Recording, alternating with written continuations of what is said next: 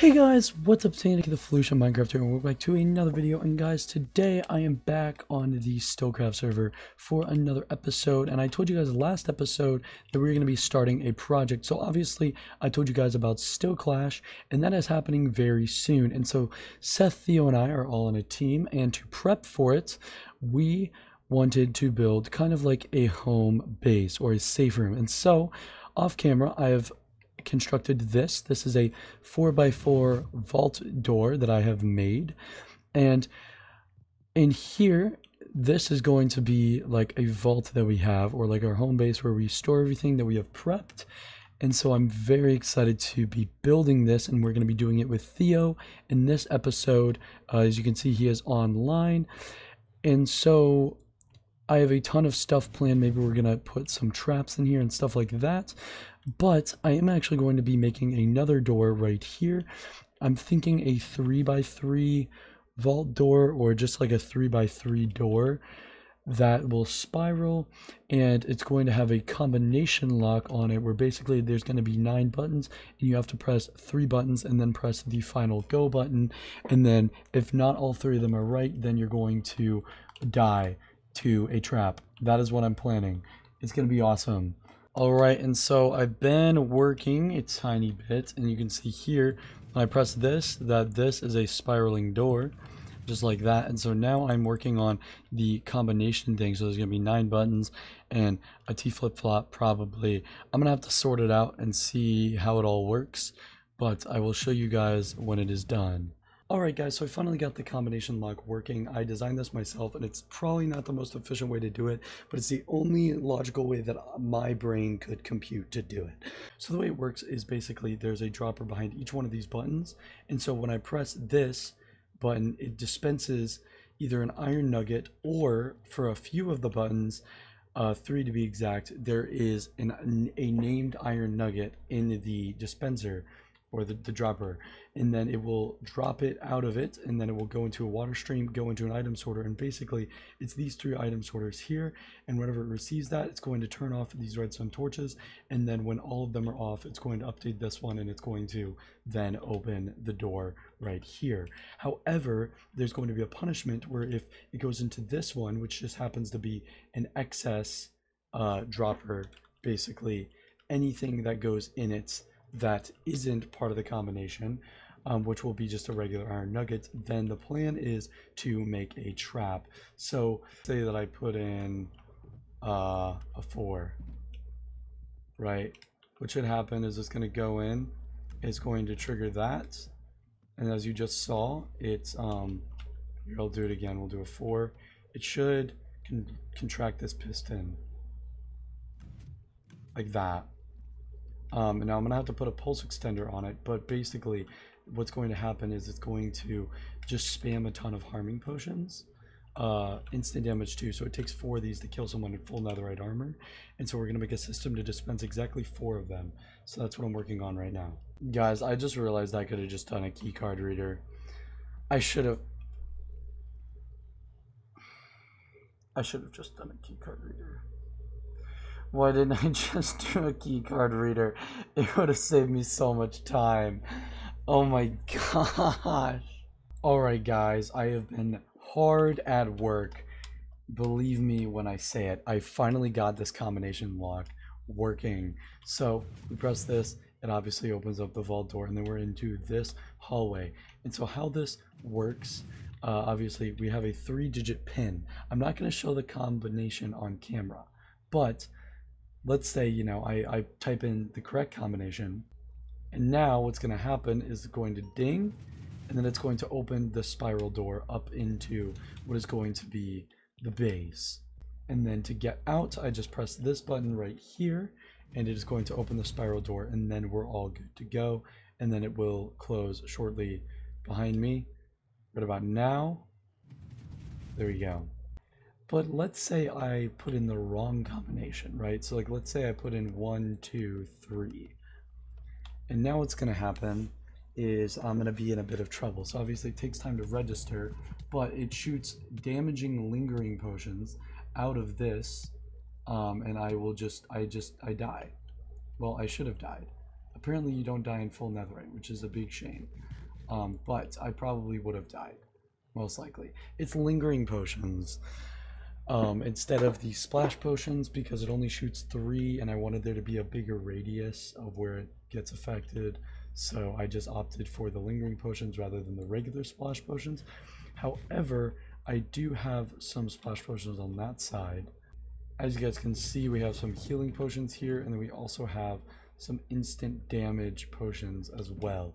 And so what the plan is I want to deck this place out and make it look really cool with some deep slate. And then also I want to kind of have like a storage area just for all of our stuff for Still Clash in the battle. Like in my ender chest, I have some stuff, like I have some strength pots, I have some invis pots, stuff like that. In this shulker box, I have multi-shot crossbows for, you know, fireworks and stuff like that. So yeah, it's a whole thing. I have a ton of stuff that I need to put up and kind of like have in just a consolidated area for us as a group, because Theo has been collecting stuff, Seth has been collecting stuff, and it's going to be super hype. And then the other thing that I want to do is I want to make an ender porter system, or like a Endoprostasis Chamber, like right over here. So basically, if it's an emergency, we press a button and then it immediately teleports Seth, Theo, and I back here. Obviously there's going to be a button and one of us is going to have to press the button, but I'm also going to take these healing potions and I'm going to load one into each one of the little areas. And what's going to happen is basically it's going to teleport us back, and then it's going to spam healing potions onto us.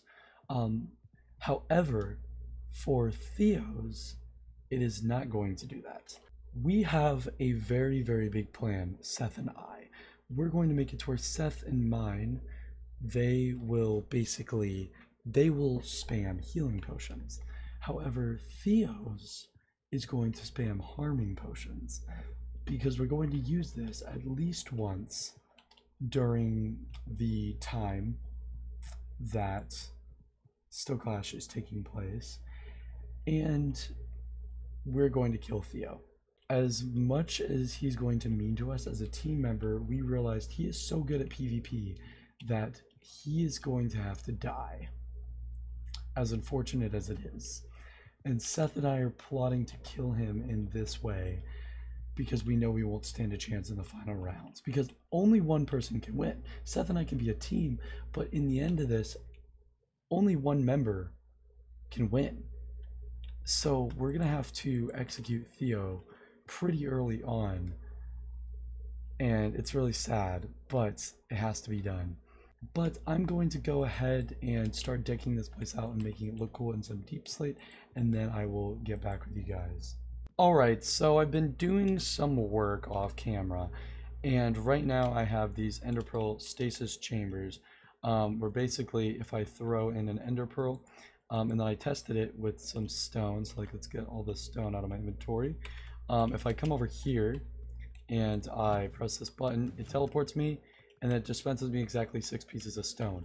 Now those otherwise would be harming potions. So what I went ahead and I did was I took some harming potions, I took 6 of them to be exact, and I tested it to see if we could kill Theo, and these are the results. So let's say, you know, I get teleported there, and now I press this, and now, as you can see, I'm still on 4 hearts,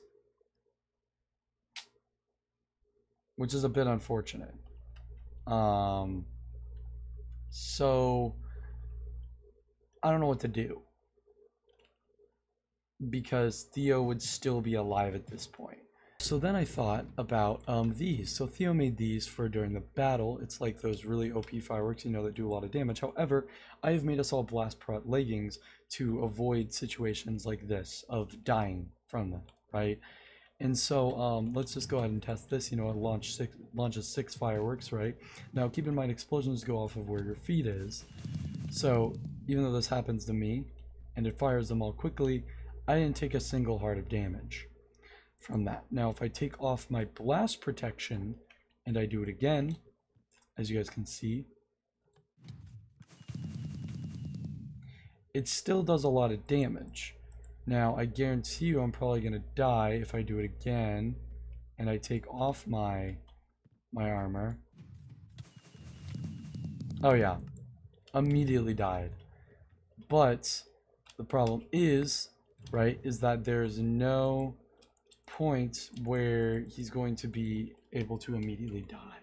So my only thinking is that if we somehow teleport him at a time when he's low on hearts. All right, here we go. We're pressing it. I get teleported. Half a heart. Half a heart. 9 would have done it. 9 would have done it. Oh, okay, so I have to do 9. I have to do 9. Like, I have to. Like, it is a necessity that I do 9. Okay, so 9 potions.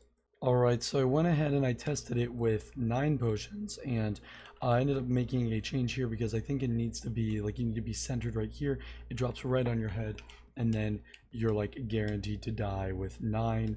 So now that I've gotten that fixed, it should be good. However, I'm definitely going to have to make some more harming potions because I keep running out. I can't get enough of them. Alright, so I'm over at Evan's base right now making some more harming potions, and I'm kind of realizing that I think that it's going to be impossible to make it to where you always die with harming potions, because they're one of those things in the game that are kind of randomized, I think. So the amount of hearts of damage that you take is different every single time. So you'd have to get very unlucky to not die after 9 potions, basically. I absolutely despise making harming potions. The process is just very tedious and annoying. I have to go through and I have to put nether wart in every single one of these, and then after the nether wart I have to put in a spider eye, and then after the spider eye I have to put a fermented spider eye, and then after the fermented spider eye I have to put in glowstone, and then after the glowstone I have to put in gunpowder to make it a splash potion. Luckily they get done at basically the same time that I get done putting them in. So the first one will be done in the time that it takes me to put all of these in. So I'll put up the spider eye, and then you just heard the glug glug glug right there. And then we're going to go ahead and just put in the fermented spider eye. And I'm already done making the potions. We have a full shulker box of splash potions of harming. And now what I'm going to do is I'm going to head to the Enderman farm, and I'm going to get a ton of pearls because I keep running out of pearls to test in the stasis chamber. I should also probably say, while I'm getting some ender pearls for the stasis chambers, that I went and was able to get a 3rd notch apple. So I had 2 because I think I found one in a mineshaft chest or something like that, but I got a 3rd one because Evan had one and he needed an elytra and he traded it to me. Do I think it was a bad trade on his part? Yes, but he was also completely willing to do it, so I don't necessarily feel bad. Take this off, do this. Okay, here we go. I'll press this, I'm gonna get teleported.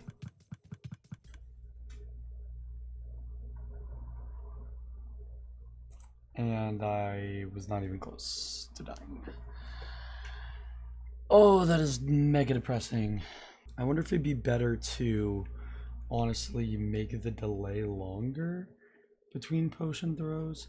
That might be better.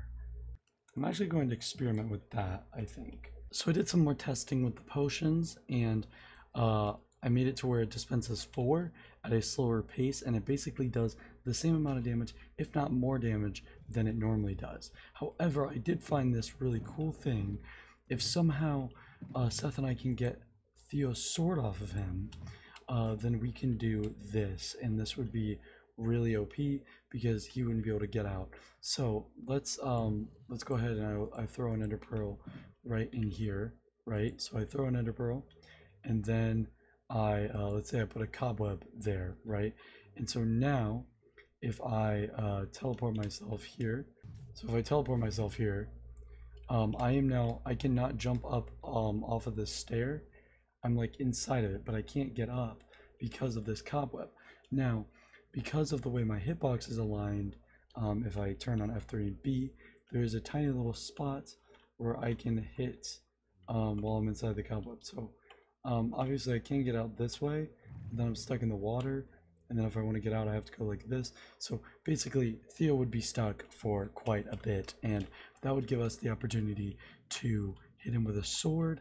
Obviously you can shoot projectiles through cobwebs, so we could shoot him, and the potions, even with the cobweb there, will still get him down to hopefully 4 hearts, if not lower. So a couple shots from a bow and he will die.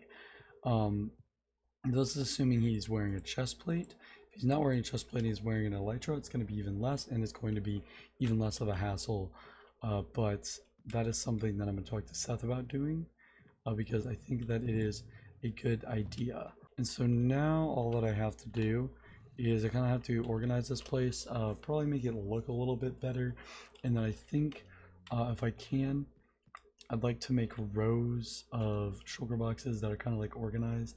It's been a bit of time, and I have all the stuff that Theo and Seth have been collecting. So we have some health potions. These are for refilling these over here, but I have the end crystals now. We have multi-shot crossbows.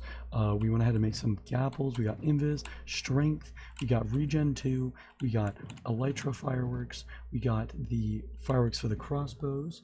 We got instant damage 2 potions, and then we have bottles of enchanting, and we have obsidian as well. So this is all the stuff that I need to divvy up between Theo, Seth, and I and distribute evenly. And then I'm also going to get them each a box of food and stuff like that.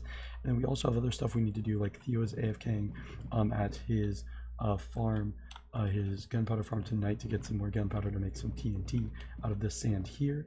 So this is all the stuff that I'm going to have to divvy up between the 3 of us, Seth, Theo, and I. I'm going to put them in rows and like make them all organized by like name and color and all that stuff. It's going to be awesome. But the real reason why I wanted to update you guys is because there's been a change in plans. So I told you guys that I was testing this with obviously the cobweb and stuff like that, and how it's hard to get out, and that we would just be able to snipe Theo with a bow and a cobweb, stuff like that, and it would work out. However, I've realized that I think Theo is going to be as much of a threat as he's going to be for PvP. I think he's going to be a good teammate to keep in the long run, because I have to kill people like Cam and Matthew. So I've decided that I'm going to kill Seth instead, because I think keeping 3 people all together is going to be too much of a hassle. And Seth thinks that we're going to be killing Theo, but I'm actually going to be killing Seth instead, and Theo is in on it. And Theo actually told me that Cam told him that we were going to try and kill him with instant damage potions. So Theo already knew about it, so we probably wouldn't have been able to kill him anyway, and it would have ended very badly. But we are going to kill Seth instead, so I figured that's probably something that I should tell you guys about. So yeah, I am very pleased to announce that all of this stuff is now organized. I mean, look at all of this. It's like color-coded and everything. We got useful stuff. We got a notch apple for each one of us, as you can see. And then we got food. We got rockets. We got blocks. We got potions. We got strength 2, regen 2, and invis. And then we have instant health potions, instant damage potions. And then we have things to repair our armor if we need it. We are 110% set for this event, and right now Theo is actually AFK and he's getting gunpowder so that we can make some TNT, and then I'll probably add that to the blocks chest. That's what I was planning. And this empty spot is for a shield. We are ready. We are ready to win this.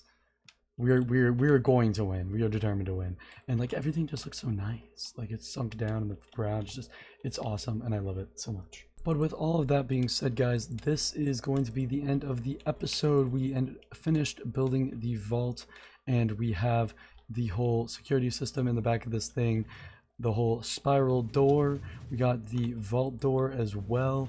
We did a ton of stuff this episode, so thank you for tuning in, and I hope that you guys have an amazing rest of your day. And I'll see you guys in actually a couple days time for Still Clash. Still Clash is happening on the 9th of July, and today is the 7th of July. So we only have 2 more days until the actual event. So I'll see you guys then. Bye.